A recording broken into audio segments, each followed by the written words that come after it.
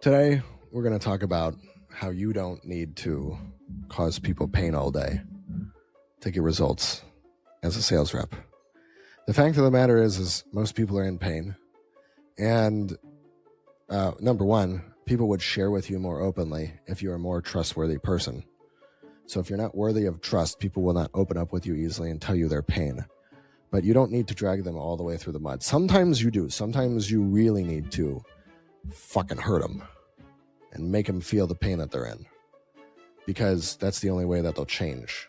But there are some people, and many people, who, especially whenever you look at more sophisticated people, which are really just more logical people, when you look at those people, it's more about what's the value? Does it save me time? Can I pay money to save time? Can I pay money to get the result faster?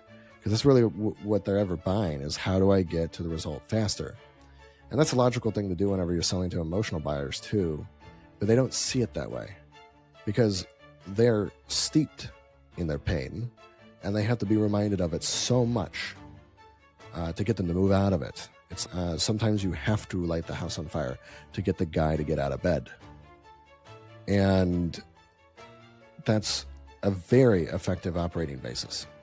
But what I've found in a lot of the calls that I have with my own prospects, they share a lot of pain with me in the DMs, and we talk about it, and it's me usually in the DMs. I don't have a DM setter right now. So we talk about it, all the fears and the doubts and all that stuff, but whenever we hop on a call, I don't need to dig into it, right? I saw mindset, so by the time you get to the call, I already know you have problems. I already know you're fucked up. So that's fine, man. I'll ask you, I'll say, hey, would you like to skip that part of the call where we talk about all the emotional stuff? Because I ask at the very beginning of my call, I say, would you like to buy? I say, what's your intention for the call? Usually the intention is people want to buy and they don't know how, and they have some preconceived notion that they have to give objections, and they have some idea that just because we like each other, we can't just work together. And we've got to go through this whole rigmarole of a call where I ask you a bunch of questions that, blah, blah, blah, get you ready to buy. Or I could just ask you now because you've already gone through enough content. And that's about as direct as I've been able to get with a sales call. And I don't have to go into any of their pain. They'll be ready and willing to share it. And I'll say, thank you. I appreciate it. Thank you for telling me. But we're going to spend the whole time working together talking about their pain. So I'm ready to go. I don't need to talk about it. And a lot of the times you really don't. You don't need to whenever you're trying to sell a $50,000 thing to a sophisticated buyer. Somebody who buys things often. That's really the only thing that makes them sophisticated, is that they buy things often. Somebody who doesn't buy things often isn't as good at making purchasing decisions because they don't have enough experience doing it.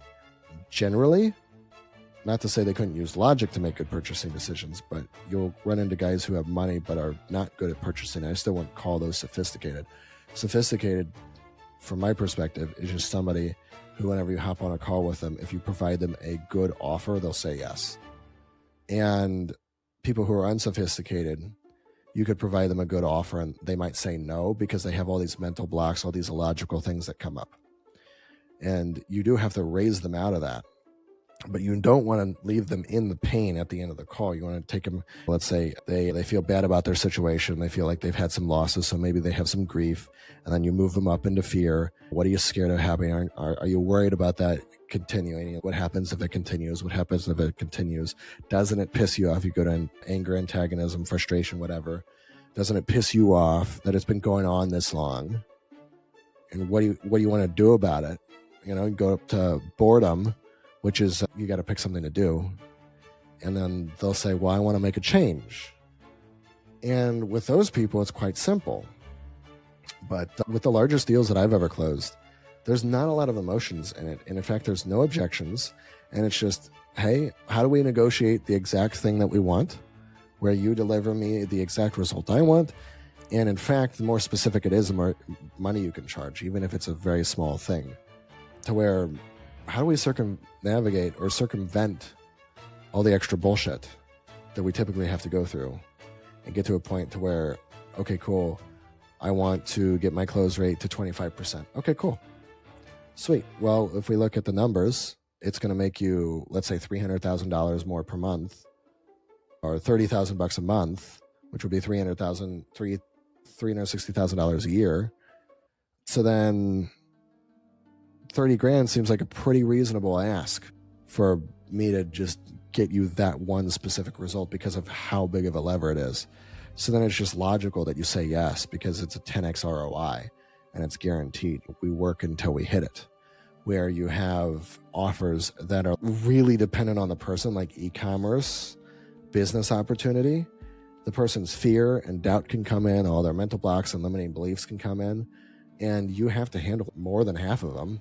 I usually try and handle all of them while I'm on the sales call, and I spend more time handling those than I do actually asking them questions.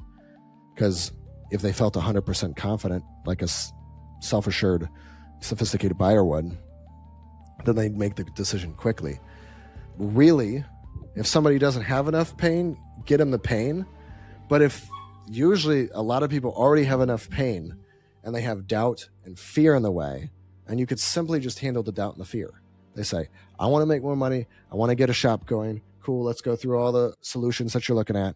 Let's go through all of the why do you want to get out of your job? Why is it important to you? Let's go through all that. That's fine. And then, what happens if you don't? That's cool. We got some consequences. But then where do you want to go from there? And it's quite simple. If you can get them to see their situation clearly too, the difference between a sophisticated buyer and an unsophisticated buyer is that an unsophisticated buyer typically cannot see their situation clearly. So therefore, there's no urgency to change it. But a sophisticated buyer can see their cost of inaction before you ever ask them. So you don't technically ever have to ask those questions if they're smart enough. And if they can already see it, typically the last person I talked to, he came to the call and just unloaded on me and was like ready to go. And I'm cool. That's fine. I don't need to ask any questions. Give me all the data. Let me draw up the proposal or something.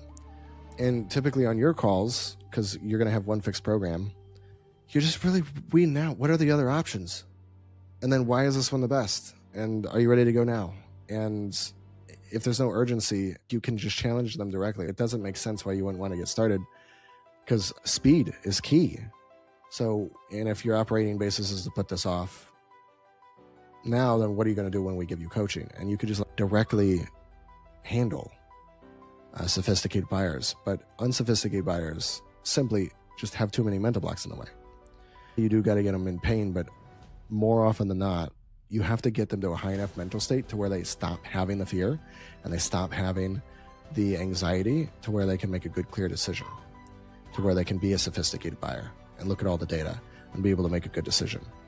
And that means looking at their finances, looking at all the solutions, looking at how it impacts their life, looking at I go through their credit cards, how much they got in their bank, their credit score, their investments, their savings, their income, their expenses. I'll go through every single thing, so I have a full view, because then I can tell you, hey, I don't think you should buy, or I think you should buy. And it's purely logic that's making the decision, which it allows you to make a good decision every time, and it actually calms down the prospect. I had a prospect for my program. She was really scared that she wasn't going to be able to make money. And all I did was take out a Google sheet, showed her at average KPIs in the industry, what she'd be able to make. And she's like, that's totally doable. And all of her anxiety melted away because we got the correct data and we looked at numbers and we made it logical. But a lot of your sales training has you get people really emotional for too long. And then you never get them out of it. And that's why it's really difficult to close them, because they can't think clearly. You get them way too emotional and they're all fucked up. So all this to say is, really the easiest way to close people is to turn them into a sophisticated buyer. Or you be the sophisticated buyer for them and you tell them what their decision should be. If they don't have the wherewithal to make a good logical decision, then you need to take a responsibility, look at their situation and analyze it for them. Because some people are not in a place mentally to be able to make their own decisions sometimes. So you got to say, buy. Just do it. And you don't put them in a hypnosis to get them to buy. You just very simply tell them to buy. I know there's somebody in our industry who likes to hypnotize people and make them confused and then give them a command to buy over and over and again until they buy. That is not sales. And that is different than what we're talking about. Without any hypnosis, you can tell someone to do something. And if it's a good decision and you believe that, you can put the intention into them for them to buy, and it will bypass all of the emotions that they have, as long as there's a good logical case for it. They can see that they will survive if they pay you and get the help.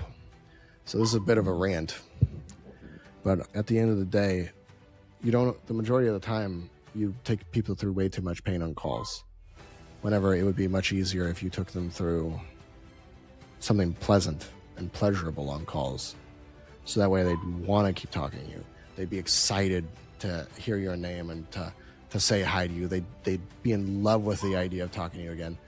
And it was a totally pleasant experience, and you didn't leave them all fucked up mentally because you got them all triggered off emotionally. Who would want to hang out with that guy? You're going around fucking people up and not doing anything to make them better. So if you don't raise someone's state high enough to where they can be a logical, sophisticated buyer and just think logically and look at it, you're doing people a disservice. That's really the moral of the story. So my call to action to you is become an actual trusted advisor. You got into sales on the pretense that you were a trusted advisor, but you don't know anything about finances. You don't know anything about your market's technical knowledge. You don't know anything about real estate if you sell real estate coaching.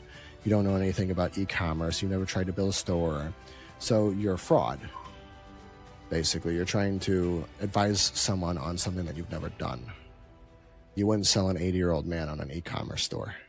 But you could sell like a 60-year-old man if you analyze what his technical skills were and see if he had the wherewithal to learn the skills he needs to be able to do it.